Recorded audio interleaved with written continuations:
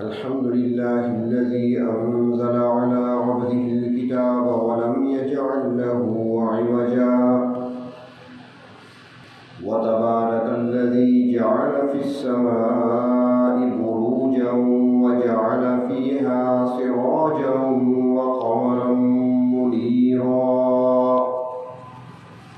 وأشهد أن لا إله إلا الله وحده لا شريك له وأشهد أن سيدنا ومولانا محمدا عبده ورسوله أما بعد فأعوذ بالله من الشيطان الرجيم بسم الله الرحمن الرحيم فأما من أعطى واتقى وصدق بالحسنى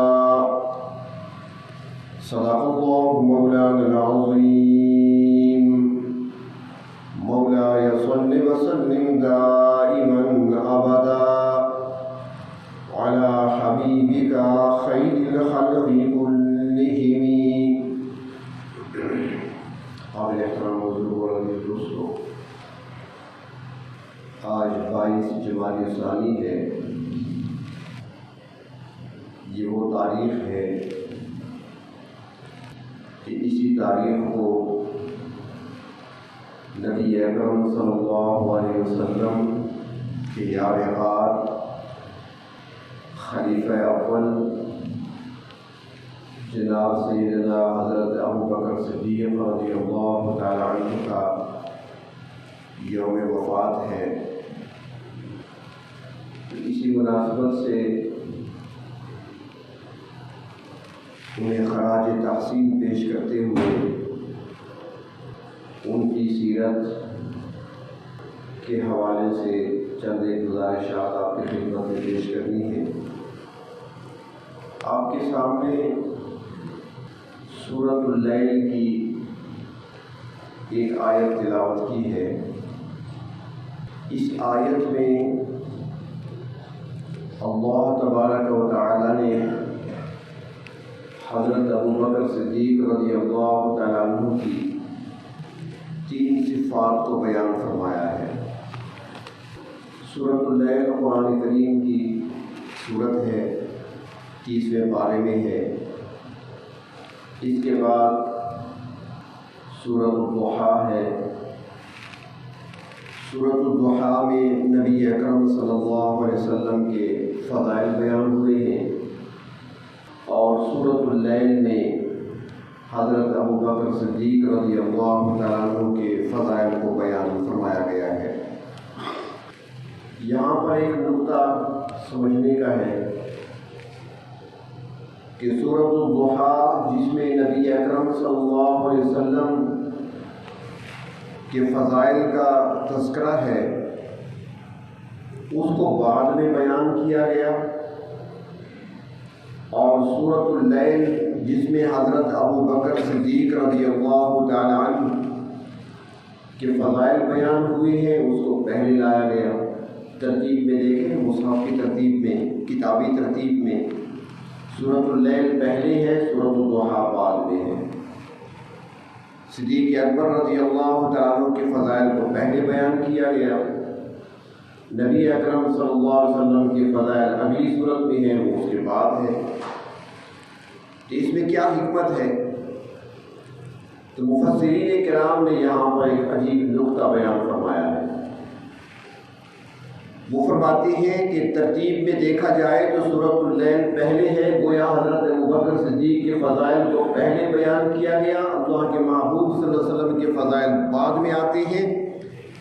تو فرمایا اس میں ایک اشارہ دیا گیا ہے، لطیف سا اشارہ، کہ اگر مقام نبوت کو پہچاننا چاہتے ہو تو پہلے مقام صدیقیت کو پہچاننا پڑے گا۔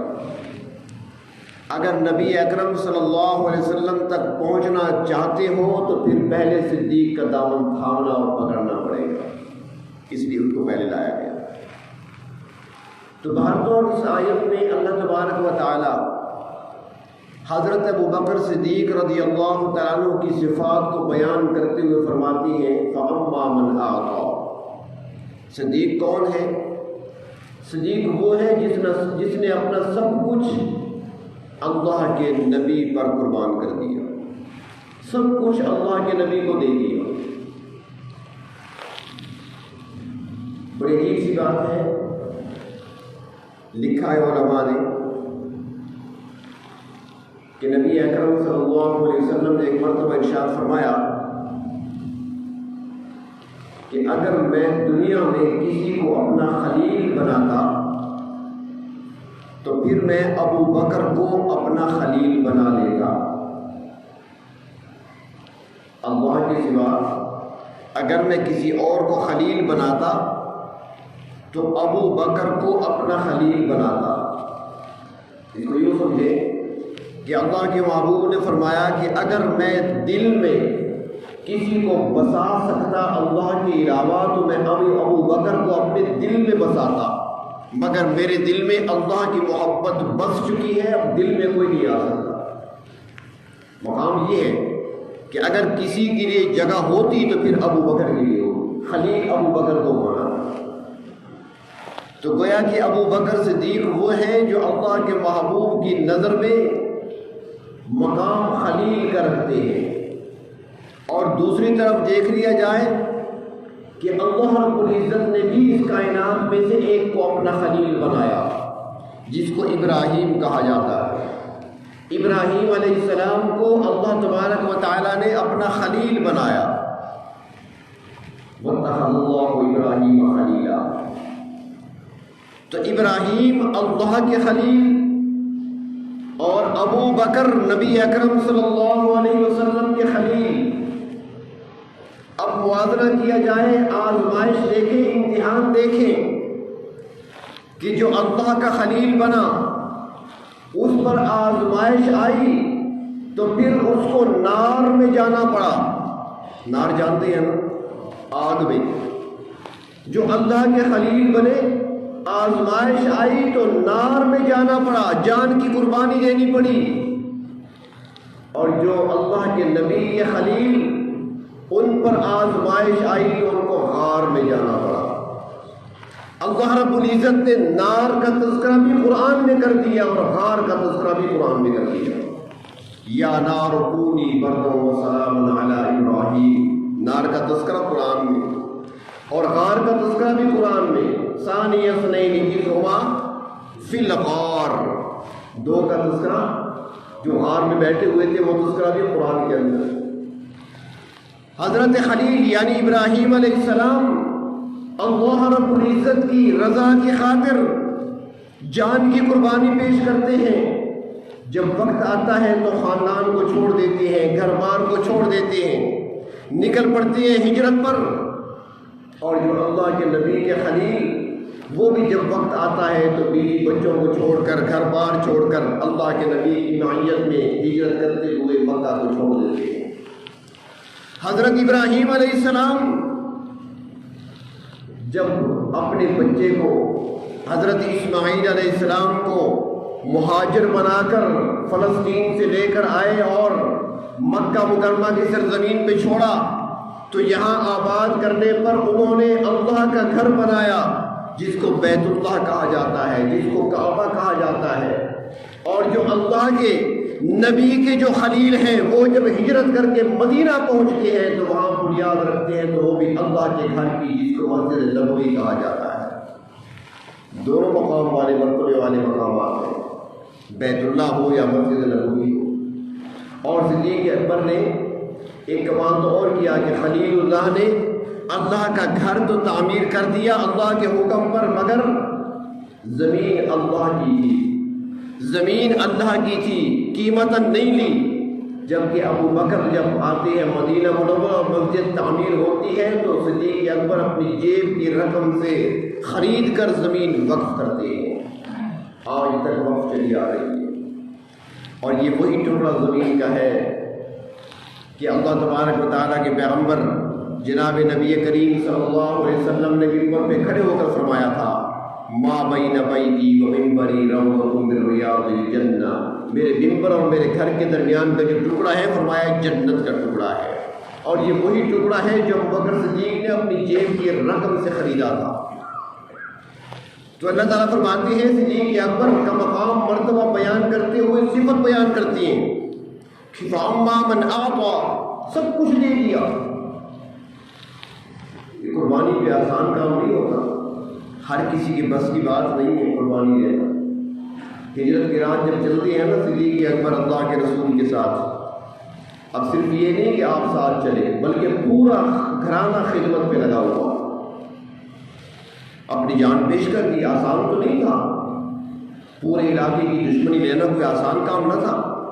سارے دشمن، بڑے بڑے سردار دشمن، ابو جہل جیسا دشمن، اور پھر ساتھ جب روانہ ہوئے نا مکہ مکرمہ سے نکلے، سور کی طرف چلے جا رہے ہیں، راستے میں صدیق اکبر نے، مشہور واقعہ ہے آپ نے سنا ہے بات، صدیق اکبر نے اللہ کے محبوب کو اپنے کندھوں میں اٹھا لیا۔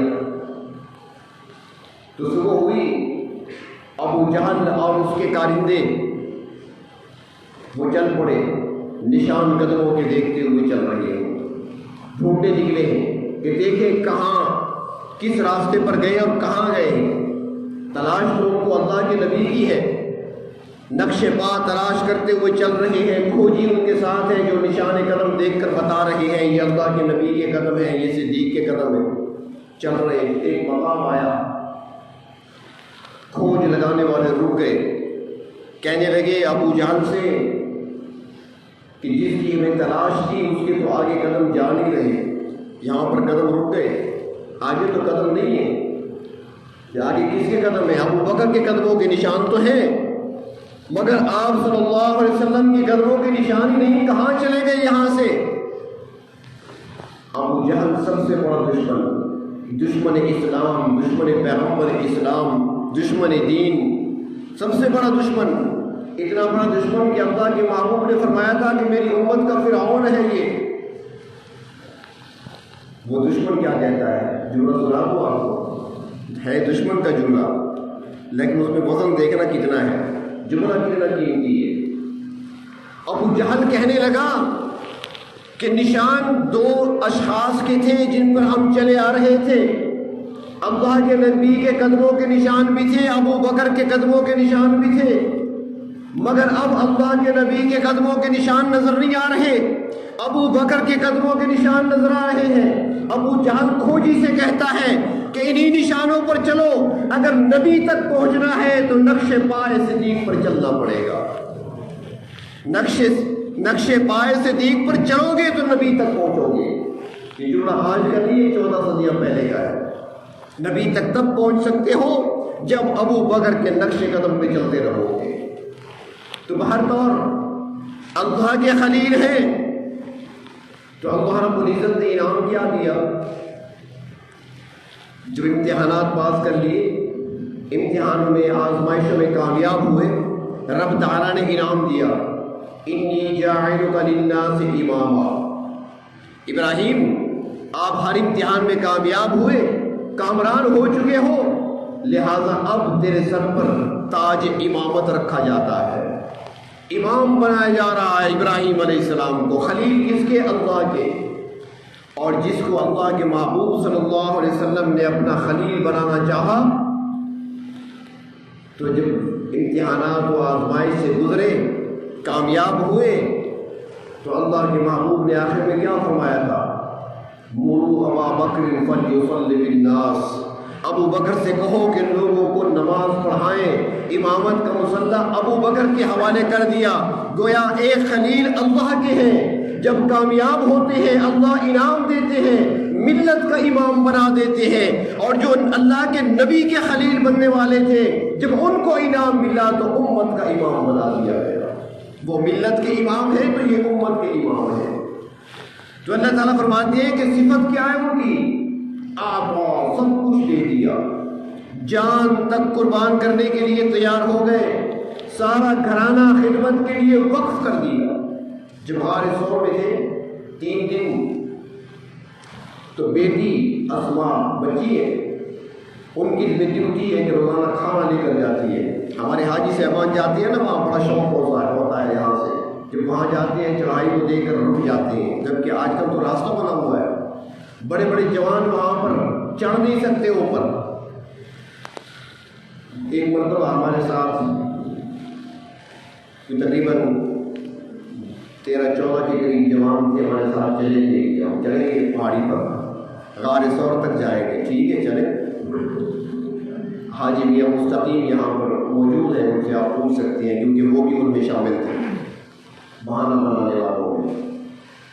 تو بہرحال جب چڑھنے لگے، ایک نے بہانہ بنایا، دوسرے نے بنایا، تیسرے نے بنایا، کرتے کرتے آخر میں میرے ساتھ صرف ایک رہ گئے میرے ساتھ، اور وہ کون تھے؟ ہمارے پروفیسر محفوظ علی صاحب، اللہ تعالیٰ ان کی مغفرت فرمائے۔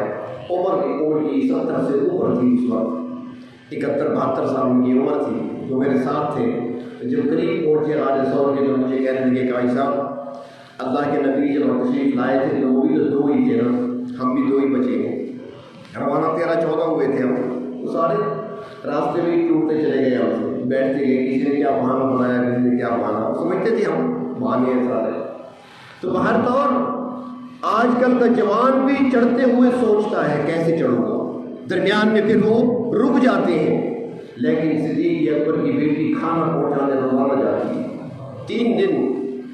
ابو بکر صدیق کا بیٹا وہ مکہ والوں کی خبرگیری کر کے سارے احوال لے کر روزانہ اطلاع پہنچانے جاتا ہے ثور پر، اور جو خدمت پر مامور ہے وہ روزانہ بکریاں لے کر اس طرف جاتا ہے تاکہ تازہ دودھ آپ کی خدمت میں پیش کرے۔ پورا گھرانہ خدمت میں لگا ہوا ہے۔ تو اللہ تعالیٰ فرماتے ہیں کہ صدیق وہ ہے جس نے سب کچھ دے دیا اللہ کے نبی کو، جان بھی پیش کی، مال کی ضرورت پیش آئی تو مال بھی پیش کر دیا۔ ایک مرتبہ جب چندے کی اپیل ہوئی کہ کچھ ساتھی پوچھتے ہیں نا کہ مسجد میں چندہ ہو سکتا ہے یا نہیں ہو سکتا، یا اللہ کے محبوب جو چندے کی اپیل کیا کرتے تھے اس کے لیے باہر نہیں جایا کرتے تھے، ممبر پہ اپیل کیا کرتے تھے، ممبر پہ ہی اپیل کیا۔ ہاں مسجد میں سوال کرنے کی ممانعت ہے، اپنی ذات کے لیے کوئی اگر سوال کرتا ہے وہ ایک معیوب ہے، بری بات ہے، لیکن کسی ادارے کے لیے، کسی رفائی کام کے لیے، مسجد کے لیے، مدرسے کے لیے چندہ کرنا ممبر پر یہ جائز ہے، بلکہ یہی سنت ہے۔ تو اللہ کے محبوب صلی اللہ علیہ وسلم نے چندے کی اپیل فرمائی، جہاد کے لیے جانا تھا، تنگی کا زمانہ تھا، غزوہ تبوک کے لیے، تو صحابہ کرام چندہ لے کر آ رہے ہیں، فاروق اعظم بھی چندہ لے کر آئے، ابو بکر صدیق بھی چندہ لے کر آئے۔ فاروق اعظم کے پاس جتنا گھر میں جو کچھ تھا اس کو آدھا کر لیا، آدھا چندے کے طور پر دے دیا، آدھا گھر میں رکھ دیا۔ صدیق اکبر بھی جو کچھ تھا سارا لے کر آ گئے، یہاں تک کہ روایات میں آتا ہے کہ سوئی تلاش کرتے ہوئے پھر رہے تھے، سوئی دھاگا، کسی مجاہد کا کوئی کپڑا پھٹ جائے گا، قمیض پھٹ جائے گی، سلائی کی ضرورت پیش آئے گی، تاکہ گھر میں جو سوئی وہ بھی ساتھ چلی جائے، اللہ کے راستے میں سوئی تک تلاش کرتے رہے۔ لیکن جب لے کر حاضر ہوئے نا اللہ کے محبوب کی خدمت میں، تو اللہ کے رسول نے سوال کس انداز سے فرمایا؟ اللہ کے رسول نے فرمایا، فاروق اعظم سے پوچھا کہ عمر یہ بتاؤ کتنا لے کر آئے ہو؟ یہ نہیں فرمایا کیا لے کر آئے ہو، فرق تھا نا، کیا لے کر آئے ہو تو بتاتے بستر لے کر آیا ہوں، لوٹا لے کر آیا ہوں، فلاں چیز لے کر آیا ہوں۔ اللہ کے رسول نے سوال کیا فرمایا؟ وما ينطق عن الهوى ان هو الا وحي يوحى، نبی خود نہیں بولا کرتے بلکہ بلوائے جاتے ہیں۔ اللہ تبارک و تعالیٰ نے مقام صدیق اکبر کو ظاہر کرنا تھا آنے والوں کے لیے، تو آپ نے سوال کیا عمر کتنا لائے ہو؟ عرض کی آقا سارا مال جمع کیا، پورا آدھا لے کر آیا ہو۔ اور بعض حضرات فرماتے ہیں کہ فاروق اعظم اس موقع پر بڑے خوش تھے کہ ابو بکر صدیق ہر موقع پر ہم سے آگے نکل جاتے ہیں، جب بھی دیکھو یہ ہم سے آگے ہیں، جب بھی دیکھو ہم سے آگے، تو اس مرتبہ میں پورا آدھا مال لے کر جا رہا ہوں، اب دیکھتا ہوں ابو بکر مجھ سے آگے کیسے بڑھتا ہے۔ لیکن اللہ کے نبی نے فرمایا ابو بکر آپ کتنا لے کر آئے ہیں؟ عرض کرتی آقا جو کچھ تھا سارا لے کر آیا۔ آپ نے فرمایا ابو بکر گھر والوں کے لیے کیا چھوڑا؟ فرمایا اللہ اور اللہ کے رسول کی محبت چھوڑ کر آیا۔ اور یہاں تک کہ روایات میں آتا ہے کہ انہوں نے اپنا لباس جو پہنے ہوئے تھے وہ بھی دے دیا تھا مجاہدین کے لیے، ٹاٹ کا لباس پہن لیا تھا، ٹاٹ اوپر لپیٹ دیا تھا۔ تو اس موقع پر جبریل امین آئے اللہ کے رسول کی خدمت میں. جب حاضر ہوئے اللہ کے رسول نے دیکھا، فرمایا جبریل یہ کیا، آج تمہارے جسم پر ٹانٹ کیوں لپیٹا ہوا ہے، آج تم ٹانٹ لپیٹ کر کیوں آئے ہو؟ جبریل امین کہتے ہیں اللہ کے محبوب ذرا اوپر تو دیکھیں. آپ نگاہ اٹھا کر دیکھتے ہیں تو ہزاروں فرشتے ٹانٹ کے لباس میں نظر آئے. آپ نے فرمایا یہ کیوں؟ فرمایا آپ کے یار غار کا لباس اللہ کو اتنا پسند آیا کہ اللہ نے ہمیں حکم دیا کہ جب تک صدیق کے جسم پر ٹانٹ کا لباس ہے تم بھی ٹانٹ کا لباس پہنو. اور جبریل امین عرض کرتے ہیں اللہ کے محبوب رب تعالیٰ آپ کے یار غار کے لیے سلام فرما رہے ہیں، اللہ تعالیٰ کے سلام پہنچا دیجیے. اپنے یار غار تک کتنا خوش قسمت گھرانہ ہے. یا تو اللہ کی طرف سے سلام آتی ہے تو صدیقہ کے پاس آتے ہیں، یا سلام آتی ہے تو پاک صدیق کے پاس آتے ہیں. اس موقع پر ایک عجیب سوال ہوا. حضرت جبریل امین عرض کرتے ہیں یا رسول اللہ صلی اللہ علیہ وسلم، اللہ تعالیٰ فرماتے ہیں کہ اپنے یار غار سے پوچھیں کیا اس حال میں مجھ سے راضی ہے؟ ٹانٹ کا لباس پہنے ہوئے سب کچھ قربان کرنے کے بعد اس حالت میں کیا مجھ سے راضی ہے؟ ساری دنیا اس کوشش میں ہوتی ہے کہ رب راضی ہو جائے. ساری دنیا کی یہ کوشش، علماء ہیں، صلحاء ہیں، اتقیاء ہیں، ابرار ہیں، جتنے بھی نیک لوگ ہیں، متقی پرہیزگار لوگ ہیں، ہر ایک کی خواہش کہ رب مجھ سے راضی ہو جائے. اور رب پوچھتے ہیں ابو بکر سے، ابو بکر بتاؤ مجھ سے راضی ہو کہ نہیں؟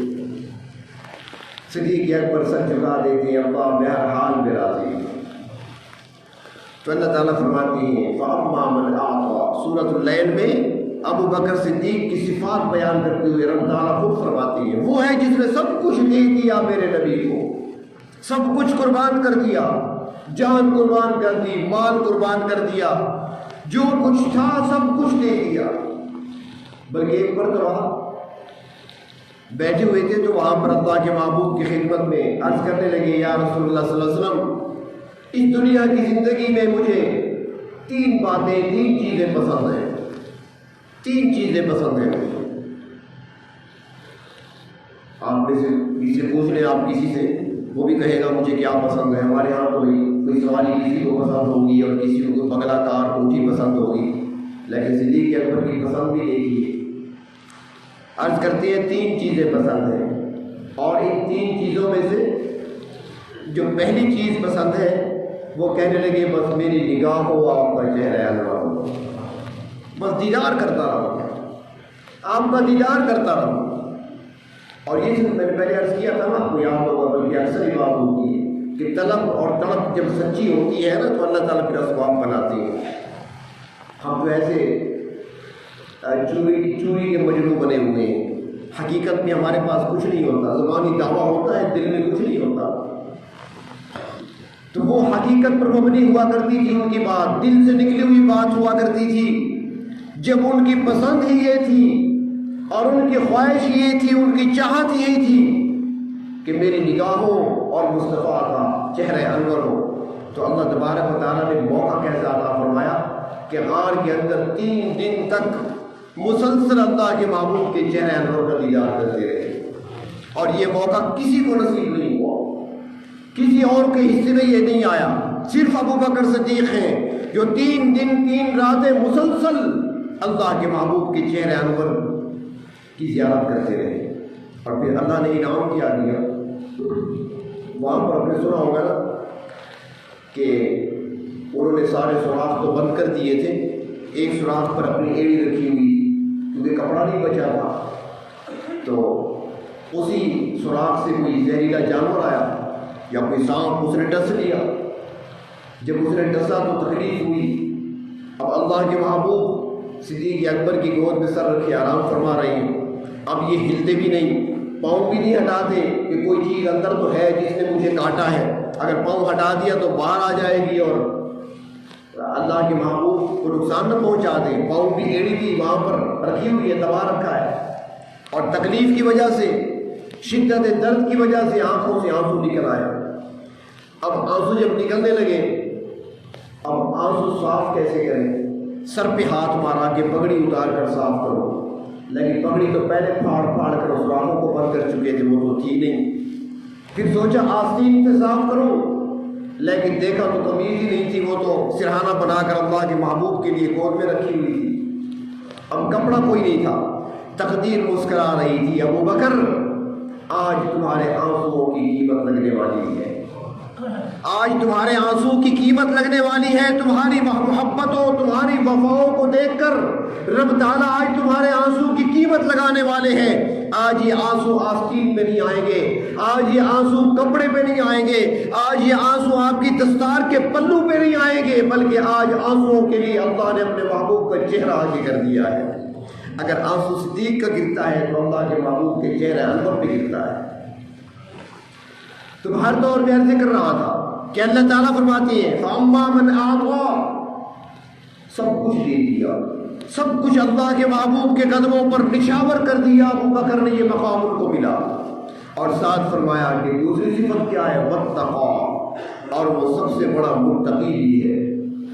صدیق اکبر وہ شخصیت ہے کہ جہالت کے دور میں بھی انہوں نے کبھی شراب کو ہاتھ نہیں لگایا، انہوں نے شراب کبھی نہیں پی، اسلام سے قبل بھی کبھی شراب نہیں پی، اسلام سے پہلے بھی کبھی جھوٹ نہیں بولا، تاجر تھے، تجارت کیا کرتے تھے، لیکن دوران تجارت انہوں نے کبھی جھوٹ نہیں بولا، اسلام سے پہلے بھی کبھی کسی کو دھوکہ نہیں کیا، اسلام سے پہلے بھی زنا کے قریب نہیں گئے، اور اسلام سے پہلے بت پرستی کے قریب بھی نہیں گئے۔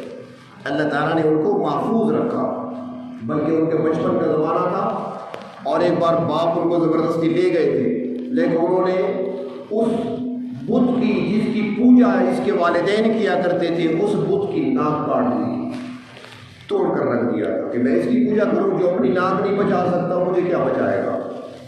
اور والد اس پر غصہ بھی ہوئے تھے، پورا واقعہ آتا ہے تفصیلی۔ تو باہر تو اللہ تعالیٰ فرماتے ہیں کہ تقویٰ اس کے اندر ایسا کوٹ کوٹ کر بھرا ہوا ہے کہ اسلام لانے کے بعد تو مقام ہی کچھ اور بن گیا، اسلام سے قبل بھی کبھی جرم کے قریب نہیں گئے، کبھی کسی گناہ کے قریب نہیں گئے۔ تاریخی روایات میں آتا ہے کہ ایک مرتبہ شام کی طرف گئے ہوئے تھے، یمن کی طرف گئے ہوئے تھے تجارت کے لیے، وہاں پر ان کو پتہ چلا کہ ایک بزرگ رہتے ہیں، بہت ہی اللہ والے ہیں، اللہ کے نیک بندے ہیں، رہبانیت اختیار کر رکھی ہے، بہت بڑے شیخ ہیں، لوگ جاتے ہیں ان سے دعائیں کراتے ہیں۔ تو انہوں نے جب سنا تو ان کے دل میں شوق پیدا ہوا کہ میں بھی ان سے ملاقات کروں، ان سے جا کر ملوں، اپنے لیے دعا کراؤں۔ چنانچہ وہاں تک جا پہنچے۔ جب وہاں پہنچے تو انتہائی بڑی عمر کے عمر رسیدہ بزرگ بیٹھے ہوئے تھے، سلام کیا، بیٹھے ان کی خدمت میں، دعا کرانے گئے تھے۔ تو اس نے پوچھا کہاں سے آئے ہو؟ انہوں نے کہا جی میرا تعلق مکہ مکرمہ سے ہے، تاجر ہوں، تجارت کے لیے آیا ہوں۔ تو وہ شیخ کہنے لگے کہ اچھا یہ بتاؤ نام کیا ہے تمہارا؟ انہوں نے کہا جی نام تو میرا عبداللہ ہے، اور کہتے ابو بکر ہے۔ وہ کہنے لگا والد کا نام بتاؤ۔ والد کا نام بتایا، والد کا نام عثمان ہے، عامر کا بیٹا ہے۔ تو وہ شیخ کہنے لگے اچھا تیرا نام عبداللہ ہے، تجھے دنیا ابو بکر کہتی ہے، اور تمہارے والد کا نام عثمان ہے، عامر کا بیٹا ہے، تو لوگ اس کو ابو قحافہ کہتے ہوں گے۔ انہوں نے کہا جی ایسے ہے۔ پھر وہ بزرگ کہنے لگے تیری ماں کو لوگوں نے ام الخیر کا لقب دیا ہوگا، ان کا نام سلمہ ہوگا۔ اس نے کہا بالکل ایسے ہے۔ فرمایا مبارک ہو تجھے۔ اس نے کہا کس چیز کی مبارک؟ اس شیخ کی آنکھوں میں آنسو آ گئے۔ اس نے کہا اے نوجوان، اے مکہ کے مسافر، میری بات سن لے، میری عمر کم نہیں ہے، میں 4 صدی پوری کرنے والا ہوں، 390 سال میری عمر ہے۔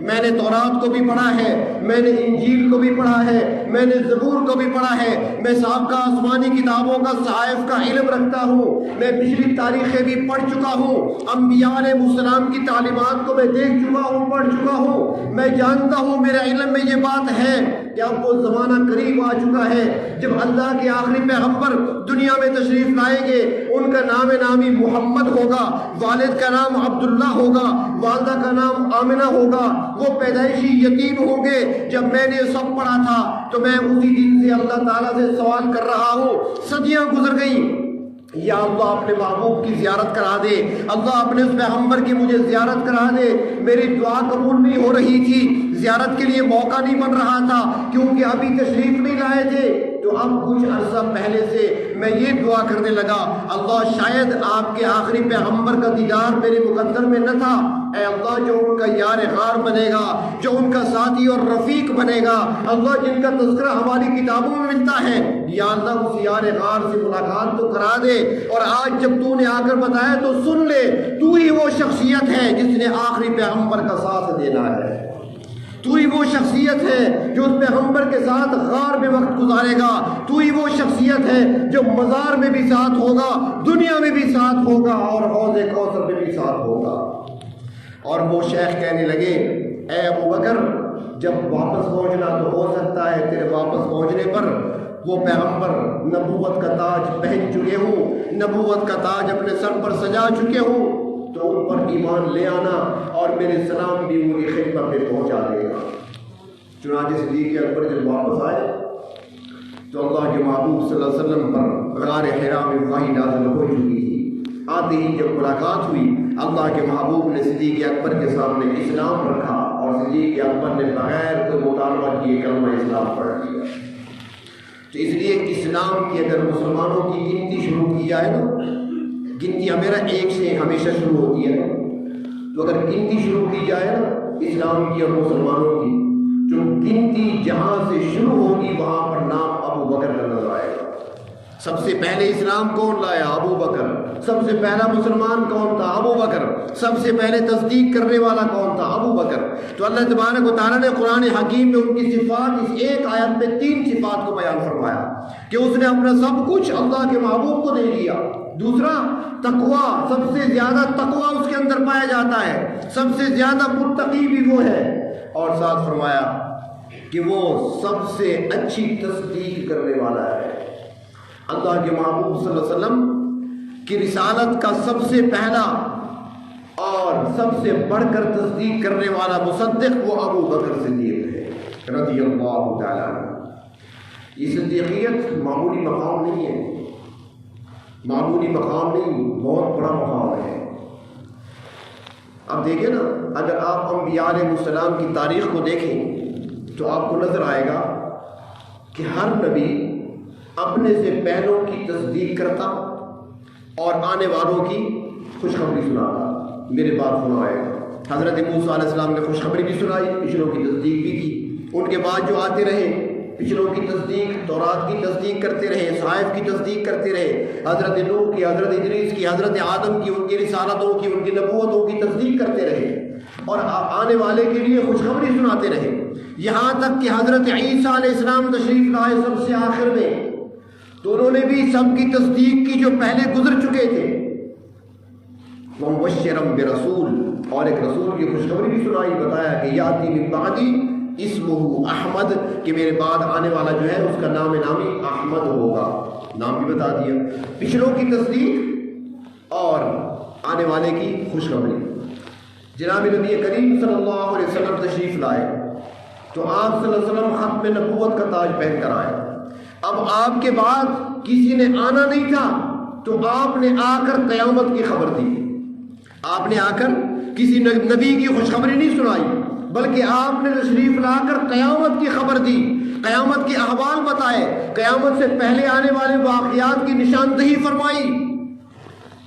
لیکن پچھلوں کی تصدیق تو آپ نے کر دی، اب ہر نبی کا مصدق ہوتا ہے تصدیق کرنے والا، تب آپ کی تصدیق کون کرے گا؟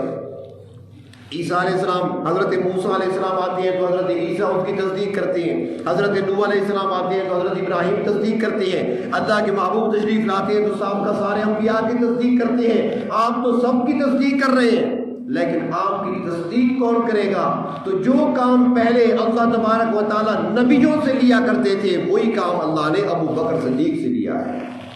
ایک اعلیٰ مقام ہے، اعلیٰ مرتبہ، اور یہی تو فرمایا نا کہ جب شب معراج اللہ کے محبوب صلی اللہ علیہ وسلم تشریف لے گئے، آسمانوں سے اوپر عرش تک جا پہنچے، تو واپسی پر آپ نے فرمایا جبریل جب میں واپس جاؤں گا تو میری قوم تو مجھے جھٹلائے گی، میری قوم کہاں مانے گی؟ راتوں رات جانا، سیر کرنا، آسمانوں پہ جانا اور جنت جہنم کی سیر کرنا اور واپس آ جانا، میری قوم جھٹلائے گی، وہ میری تصدیق کرنے والی نہیں ہوگی بلکہ پوری قوم تکذیب کرے گی۔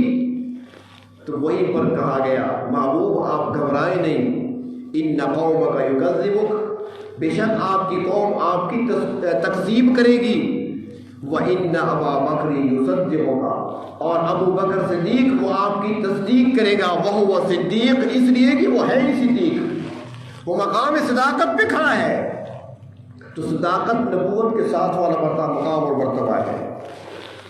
وہ ایک مفسر نے لکھا ہے بڑا عجیب نقطہ، وہ فرماتے ہیں کہ اس کی مثال ایسی ہے آسان سمجھنے کے لیے کہ دو چراغ ہوں، دو لیمپ، لیکن جوانوں نے لیمپ دیکھا ہی نہیں ہے، کیسے سمجھایا؟ ہمیں تو انہوں نے سمجھا دیا تھا مثال دے کر، لیمپ اور چراغ، تو آپ نے نہ چراغ دیکھا ہے نہ لیمپ دیکھا ہے۔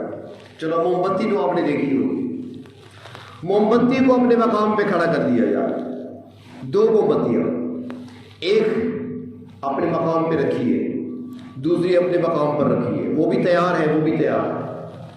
ایک کو ہم نے تیلی دکھائی ماچس کی، جلا دیا اسے، اب وہ جل رہی ہے، اس سے پورا کمرہ روشن ہے۔ اب دوسری موم بتی وہ تیار تو ہے، جلنے کے لیے بھی تیار ہے، اس کے اندر سارا مادہ وہ پایا جاتا ہے، اس کے اندر ساری اہلیت پائی جاتی ہے جو جلنے والی میں ہے، اس میں بھی پائی جاتی ہے، لیکن اس کو جلایا جائے گا تو تب روشنی ہوگی، لیکن اس کو جلایا نہیں گیا، صلاحیتیں ساری اس کے اندر ہے۔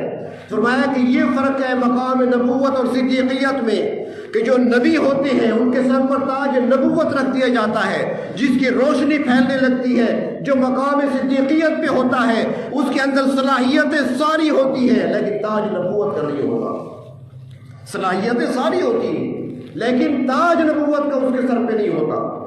تو اللہ کے محبوب صلی اللہ علیہ وسلم کی تصدیق کرنے والے ابو بکر صدیق ہیں، جو اس سے قبل انبیاء علیہ السلام سے کام لیا جاتا رہا، وہی کام اللہ رب العزت نے اپنے محبوب کی تصدیق کے لیے ابو بکر صدیق سے لیا۔ اور صدیق اکبر وہ شخصیت ہے، اس سے بڑھ کر انعام اور کیا ہو سکتا ہے؟ ساری زندگی کا خلاصہ، ساری زندگی کا خلاصہ۔ ایک تو یہ کہ اللہ کے محبوب نے جو آخری خطبہ ارشاد فرمایا، آپ نے بربلا کہہ دیا، لوگوں جن کے مجھ پر احسانات تھے تمام کے احسانات کا بدلہ میں نے چکا دیا ہے، کسی کا کوئی احسان میرے ذمہ باقی نہیں رہا۔ اور پھر دیکھا آپ نے یار غار کی طرف، فرمایا کہ ابو بکر اس کے احسانات مجھ پر اتنے ہیں کہ میں ان کا بدلہ دنیا میں نہیں دے سکتا، ان کے احسانات کا بدلہ میرا رب دے گا۔ اور رب تعالیٰ نے کیا فرمایا؟ اللہ تعالیٰ نے فرمایا وَلَسَوْفَ يَرْضَىٰ، محبوب آپ نے میرے ذمہ لگایا نا تو میں تیرے صدیق کو اتنا دوں گا کہ اسے راضی کر دوں گا، میں اسے اتنا دوں گا کہ راضی کر دوں گا۔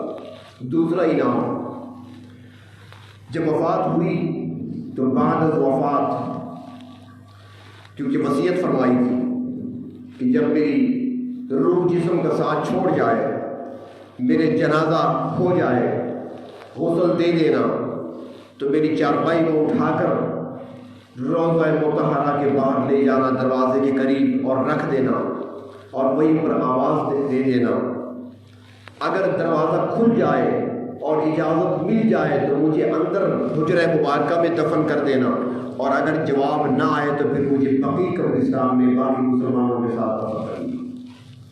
چنانچہ بعد از وفات ان کی چارپائی اٹھائی گئی، لایا گیا چارپائی کو روضہ مطہرہ کے سامنے رکھ دی گئی، دروازہ بند ہے، اور روایات میں آتا ہے کہ علی المرتضیٰ نے وہاں کھڑے ہو کر فرمایا تھا کہ یار بلائے ہیں، کیا حکم ہے؟ تو فرمایا کہ ایک آواز آئی، آواز دینے والا نظر نہیں آ رہا تھا بلکہ آواز آ رہی تھی کہ یوسر الحبیب الی الحبیب، دوست کو دوست کے پاس لے آؤ، دروازے کا تالا ٹوٹ گیا، دروازہ کھل گیا، تو آپ کو اندر دفن کیا گیا۔ تیسرا انعام فرمایا کہ روز قیامت پروردگار عالم جلال میں ہوں گے، جلال میں ہوں گے پروردگار عالم، کسی میں جرت نہیں ہوگی، وہاں پر بڑے بڑے فرشتے بھی، انبیاء علیہ السلام بھی، سب پر کپکپی طاری ہوگی، نہ معلوم کیا ہونے والا ہے، گھبراہٹ کا عالم ہوگا۔ تو اس موقع پر اللہ کے محبوب سر و سجود ہوں گے، رب تعالیٰ کی حمد و ثنا بیان کر رہے ہوں گے، اور جب سجدہ مکمل ہوگا رب تعالیٰ فرمائیں گے ارفع راسک یا محمد، اے محمد صلی اللہ علیہ وسلم سر مبارک اٹھائیے، آپ مانگے کیا مانگتے ہیں، کیا چاہیے؟ تو آپ عرض کریں گے اللہ بس حساب و کتاب جلد ہونا چاہیے، ہر کوئی اپنے مقام پہ پہنچ جائے، جو کہ جلال کا عالم ہوگا۔ جلال سمجھتے ہیں نا، تو غصے میں ہوں گے پروردگار عالم۔ تو اس موقع پر اللہ تعالیٰ فرمائیں گے محبوب ٹھیک ہے بتائیں کس کا حساب ہوگا، کس کا حساب لینا ہے؟ تو روایت میں آتا ہے کہ اللہ کے محبوب دیکھیں گے کہ رب تعالیٰ تو جلال میں ہے، ہر طرف کپکپی طاری ہے، نفسی نفسی کی آوازیں آ رہی ہیں، کوئی کسی کا نہیں، ماں باپ سب ایک دوسرے سے جدا ہے، نہ بیٹا باپ کے پاس جا رہا ہے، نہ باپ بیٹے کی طرف آ رہا ہے، انبیاء علیہ السلام اپنی امتوں سے بیزار ہیں، کوئی کسی کے کام نہیں آ رہا۔ اب اس موقع پر حساب کے لیے کس کو پیش کیا جائے؟ جب اللہ تعالیٰ فرمائیں گے محبوب پیش کرو کس کا حساب لوں، تو فرمایا کہ نبی اکرم صلی اللہ علیہ وسلم ابو بکر کا ہاتھ پکڑ کر آگے کر دیں گے اللہ اس کا حساب دے۔ فرمایا جب صدیق کے عمل سامنے آئیں گے تو رب تعالیٰ کا جلال جمال میں بدل جائے گا، غصہ ٹھنڈا ہو جائے گا اعمال صدیق کے دیکھ کر، یہ مقام و مرتبہ۔ اور اللہ کے محبوب نے فرمایا کہ لوگوں جنت کے 8 دروازے ہیں، اور جب قیامت کا دن ہوگا ہر دروازہ پکارے گا ابو بکر آ ہمارے راستے سے داخل ہو جا، 8 دروازے پکار رہے ہوں گے، ابو بکر کا نام لے لے گا۔